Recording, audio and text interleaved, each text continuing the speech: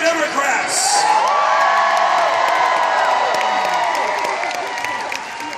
And guess where Hillary Clinton decided to do her first JJ dinner in the country? The Commonwealth of Virginia.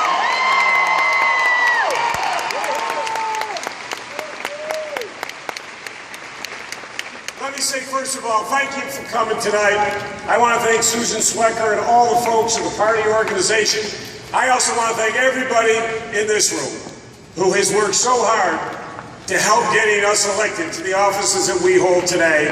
We could not have done it without you. Give yourself a great round of applause. And I also want to thank the men and women of labor who are out there making those phone calls and knocking on those doors for us every single day.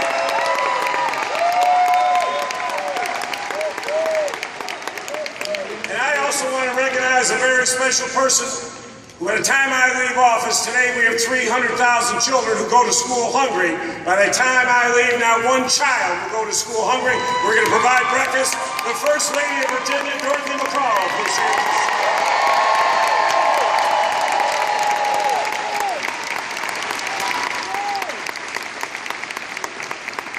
Let me say this, folks. 2015 is a crucial year, not just for our state, but for next year as well. This year's legislative races will set the stage for 2016, when I know we'll make history again and make Virginia blue in next year's presidential election.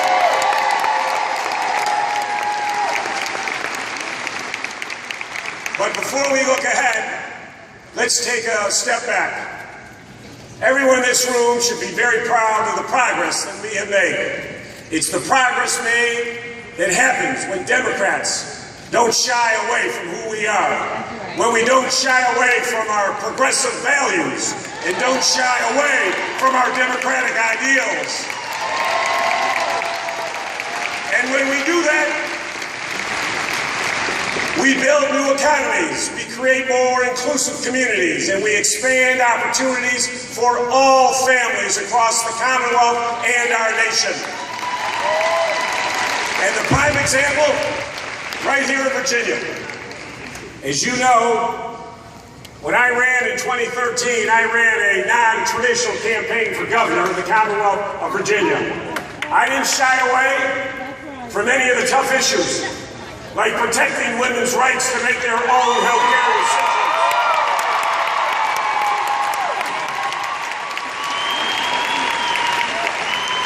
Banning discrimination against LGBT Virginians, and for speaking out for common sense measures to keep guns out of the hands of dangerous criminals.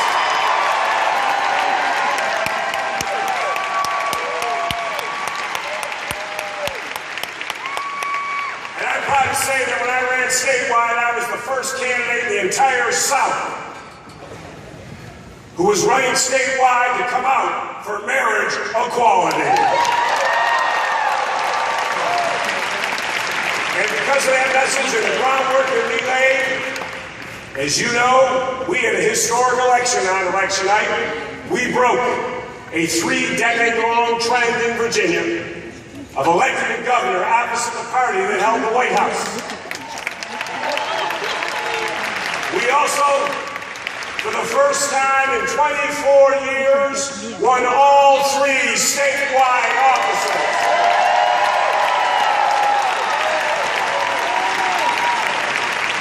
And now, for the first time in 40 years, Democrats control all 5 statewide offices here in Virginia. And since that election, our democratic values truly have built what I call the new Virginia economy. We have focused on jobs and the economy, creating new opportunities for more Virginians, even in the midst of really tough times with the budget, sequestration. But our ideas, folks, are working. Since coming into office 17 months ago, as you know, we have brought $7.5 billion of capital investment in, which has shattered every economic record in the history of Virginia. Our unemployment rate is 4.9%, which which is the lowest of any state in the entire southeast of the United States of America. And more people are working today than in any other time in the history of the Commonwealth of Virginia. And let me be clear, I'm just warming up, folks. That was just an appetizer. How have we done it? We invested in our education system. And as you know, went through when I came in office, we inherited a $2.4 billion budget deficit. And we worked through it. But one thing I said, I will accept no cuts to K through 12 education.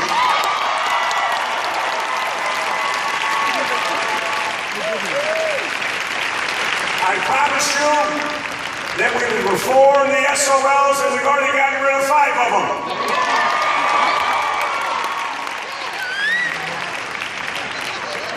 And I promised teachers for the first time in a long time that we would get you a pay raise, and we got our teachers a pay raise. We made workforce development a priority and made major changes to our restoration of rights process so that more former offenders have the chance to become contributing members of our society.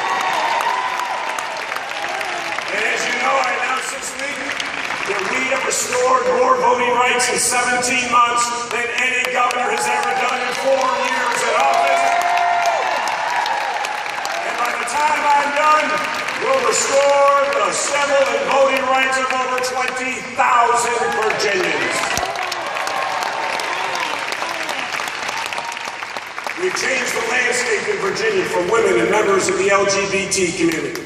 Just over a year ago, as you know, all 18 of our women's health clinics were in jeopardy. The threat of them being shut down. We were on the verge of losing major companies because of the anti-LGBT policies and rhetoric that was coming out of our great state. When I came into office, I changed all that. I vowed to women that I would be a brick wall to protect their rights and not allow any erosion.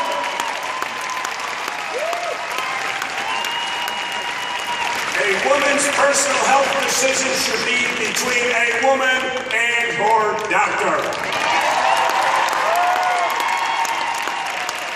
I signed an executive order banning discrimination based on sexual orientation in our state workforce, and guess what?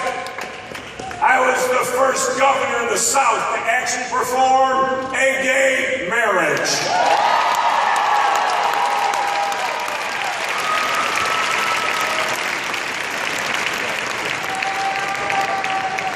And guess what? Our message has gone out that Virginia is open and welcome to anyone who wants to come here, raise a family, start a business. And that's the message that Democrats need to push all over the country. All in all, our values of inclusion and equality strengthen our communities and our economy. Can you just imagine what we would be able to accomplish together with a state legislature that is willing to work with me to get these things done? And that's what 2015 is all about. We need a state senate that will work with me and all of our leaders instead of working for special interests and extremists. To win in 2015 and 16, we must talk about the successes the Democrats have had, and we should be proud of our accomplishments. I talk a lot about how Democrats nationally have a great story to tell, a great success story. But we need to continue to do that to win back governorships, the Senate in 2016, and put another great Democrat in the White House right now.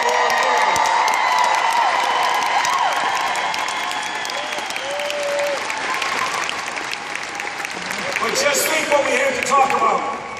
In just the last 5 years, the unemployment rate of our country has dropped from 10% to under 6%. The stock market has risen 150%. We hit 60 straight months of private sector job growth. We've seen 12 million new jobs added to our economy under President Obama.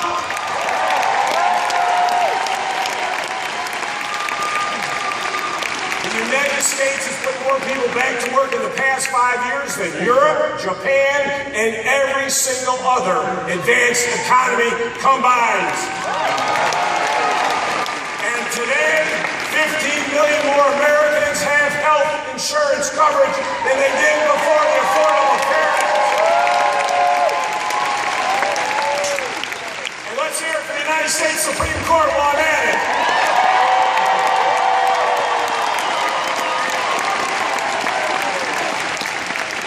Folks, these aren't numbers that Democrats should be running from. These are accomplishments that we should be proud of. You do not win elections being on the defense. You win games being on the offense.